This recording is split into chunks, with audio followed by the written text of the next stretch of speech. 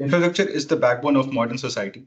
It drives economic growth, connects people with education and job opportunities, and influences every aspect of human life, from connectivity to migration to climate change. Rising asset loss and service disruption associated with disaster and climate risk undermines the investment countries need to address the infrastructure deficit. According to CDRI's GRI data platform, the annualized future losses for infrastructure, including buildings, is over 700 billion US dollars. 70% of these risks are related to climate change, and the remainder can be attributed to other natural hazards. The time to act is now, as 75% of the infrastructure required till 2050 is yet to be built. We must use this opportunity to ensure that all new investments are disaster and climate resilient. Research from the World Bank says that every $1 invested in resilient infrastructure can lead to $4 in benefits. We need to create an enabling environment to capture this resilient dividend and attract additional investments. Infrastructure is also critical to the achievement of multiple interlinked SDGs. Overall, it influences 92% of all SDG targets. It influences 79% of global greenhouse gas emissions and accounts for 88% of adaptation costs. To address this issue and promote the DRI agenda, we need to leverage collaborative efforts to international forums and global advocacy platforms, such as the UNFCCC COPs and G20. Some forums address human interference with climate systems, some look at international economic cooperation and sustainable infrastructure development, while others address specific needs of vulnerable regions and facilitate alignment with SDGs. These platforms have advanced the agenda of DRI and climate adaptation by creating frameworks for resilient infrastructure development, mobilizing finance for climate adaptation, highlighting the role of infrastructure in achieving climate resilience. For instance, the Paris Agreement from COP21 emphasizes the need for climate adaptation alongside mitigation efforts. Looking at adaptation and resilience-related outcomes from Paris Agreement, Article 7 of the agreement recognizes that adaptation is a global challenge faced by all.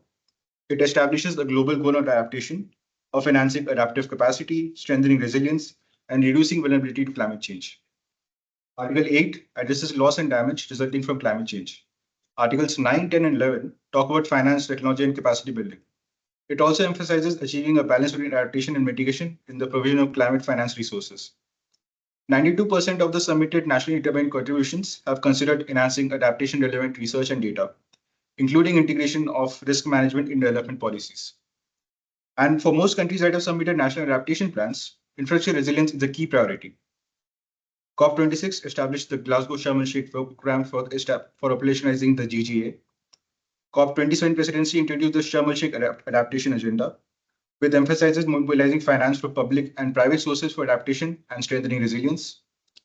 COP28 saw the adoption of the UAE framework for global climate resilience, which prioritizes key sectors for increased climate resilience, including thematic targets on increasing resilience of infrastructure and human settlements.